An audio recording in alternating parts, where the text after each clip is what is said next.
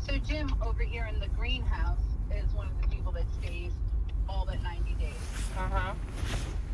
And my rain barrel is her, where she was, she also stays all but 90 days. And the water is turned off for 6 months, November to April? Yes, and we try to extend it as long as we can and turn it on early if we can, but we are protecting an old above-ground water system. Nobody wants to... Oh, look, they're putting in a new water holding tank over here. Over here where? Right here. See that white thing on the right? This Yes, house? yes. They're going to be putting that into their house. Uh-huh. And they intend to stay year-round. They just sold that house. Oh, is that 61? Yes. I've been watching this. Mm-hmm. You have. So this one with the rain barrel sold for $300. 61 sold for, I think, $248.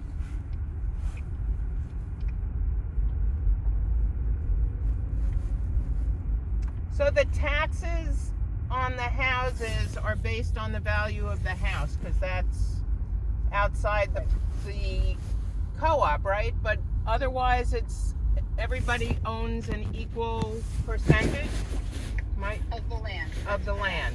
Okay. So if you happen to have the luxury of having a 75-foot space with 35 foot on either side of your house, where no one else has a camp, which is not the norm because they built these camps super close together, because they were originally like campgrounds. Yeah. Then you can have 75 by 150, but most of us have something like 35 by 150.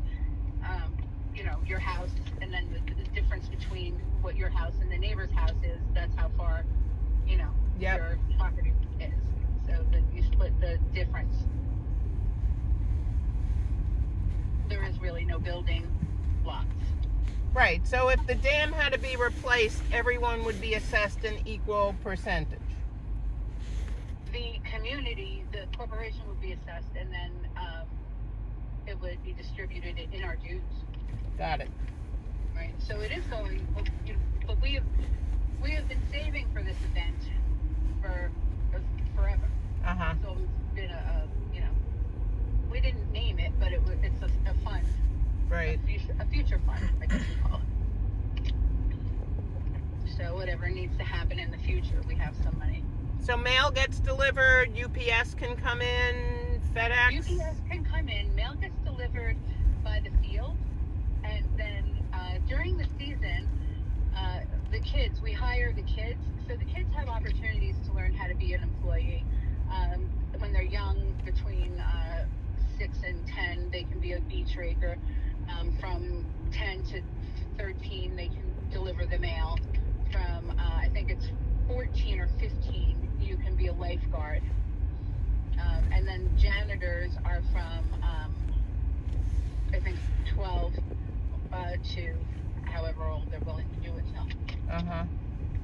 So there's opportunities for the kids to learn responsibility here. And they initially go to anyone that owns a camp, and then after that, it goes to the grandchildren. Oh, cool.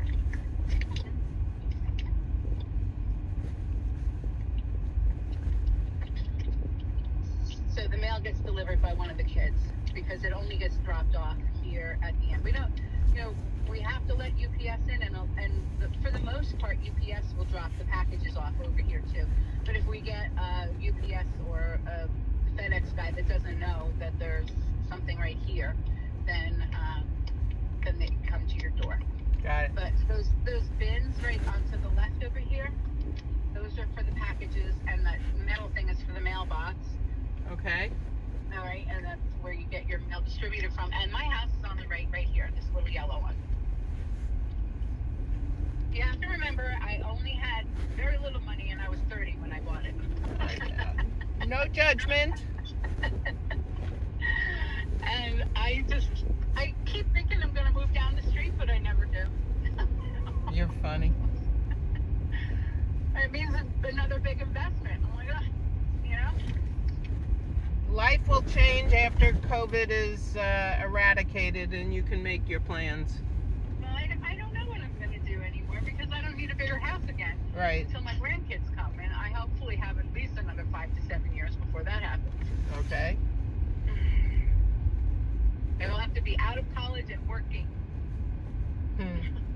Does the lake freeze in the winter? Absolutely, and we do quite a bit of skating over there.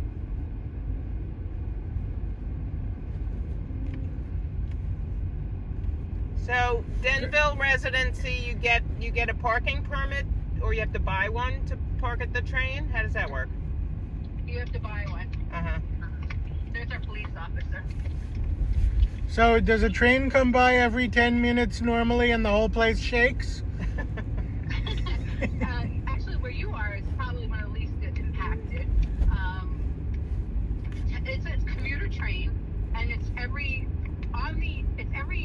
something 15, and then there's 3 trains an hour during the commuter times, and then 1 train an hour non-commuter time, and that's for both lines. Got it. So for about 4 to 6 hours, there's 3 trains, and then the rest of the time it's one. And so, like, on occasion there'll be a freight train.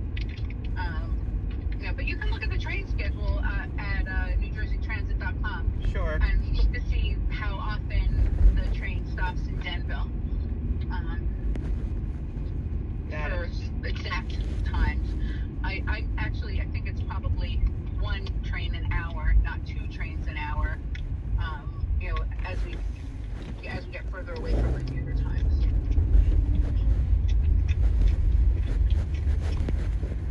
Cute. A lot of people walk into town from there. Did you get to go into Denville town? Not yet. We just got here. I'm telling you, you're the first anything we've done since arriving in New Jersey. Okay. I'm so honored. Thank you very much. Yeah, well, when we're serious, we're serious. Okay.